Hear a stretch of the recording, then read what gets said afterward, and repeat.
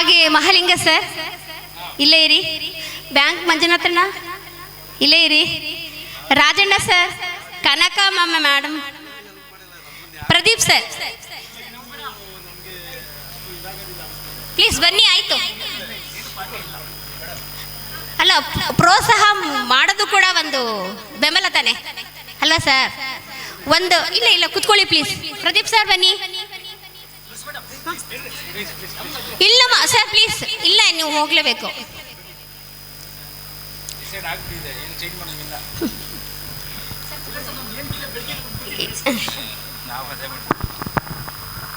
ಕನಕ madam ಅವರು ಅವ್ರ ಹಾಡು ಯಾವ ಹಾಡು ಕೇಳಿದ್ರಿ ನೀವೆಲ್ಲ? ಹೇಳಿ ನೋಡೋಣ. ಯಾವ ಹಾಡು? ಅಪ್ಪ, ಕಂಚಿನ ಕಂಠ ಅವ್ರದ್ದು. ಆ ರೇಂಜಲ್ಲಿ ನಿಜವಾಗ್ಲೂ ತುಂಬ ಹಾಡೋದು ಕಷ್ಟ.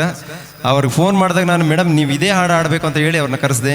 ನಮ್ಮ ಕಾರ್ಯಕ್ರಮಕ್ಕೆ ಅವರು ಉತ್ಸಾಹ ತೋರಿಸಿ ಬಂದಿರೋ ದೊಡ್ಡ ವಿಷಯ. ನಿಜವಾಗ್ಲೂ ತುಂಬ ಸಂತೋಷಕರವಾದ ವಿಷಯ. ಅವರಿಗೆ ನಮ್ಮ ಹೃದಯಪೂರ್ವಕ ವಂದನೆಗಳು. ಪ್ರದೀಪ್ ಸರ್ ಒಳ್ಳೆ ಉತ್ತಮ, ಅವರು ಚೆನ್ನಾಗಿ ಕಾರ್ಯಕ್ರಮ ನಡೆಸೋರು. ಒಳ್ಳೆ ಸ್ವರ, ಒಳ್ಳೆ ವಾಯ್ಸು.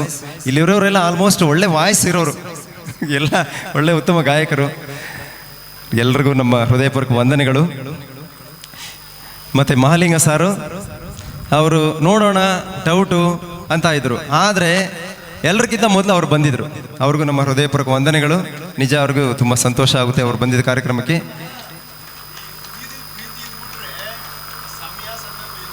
ಖಂಡಿತ ಖಂಡಿತ ಖಂಡಿತ. ರಾಜಣ್ಣ ಸಾರು ಅವರು ತುಂಬ ನನಗೆ ಹತ್ತಿರದ ಪರಿಚಯ ಇಲ್ಲದೆ ಹೋದ್ರೂ ಏನೋ ತುಂಬ ಹತ್ತಿರದ ಪರಿಚಯ ಆದಂಗೆ ಒಂದು ಫೀಲ್ ಅವ್ರನ್ನ ಕಂಡಾಗ. ನಾನು ತುಂಬ ಕಂಚಿನ ಕಂಠ ಅವ್ರದ್ದು, ಒಳ್ಳೆಯ ಉತ್ತಮ ಗಾಯಕರು. ಅವ್ರಿಗೂ ನಮ್ಮ ಹೃದಯಪೂರ್ವಕ ವಂದನೆಗಳು. ಮತ್ತು ನಮ್ಮ ಬ್ಯಾಂಕ್ ಮಂಜಣ್ಣ ಅವರು, ಅವ್ರ ಬಗ್ಗೆ ಹೇಳೋ ಅವಶ್ಯಕತೆ ಇಲ್ಲ. ಅವರು ಎಲ್ರಿಗೂ ಗೊತ್ತಿರುವಂಥ person.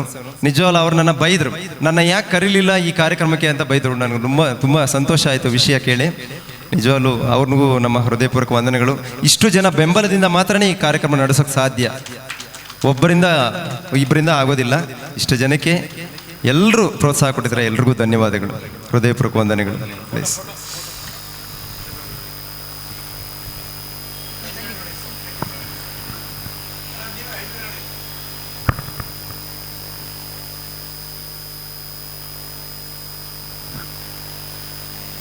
Thank you sir. Thank you madam.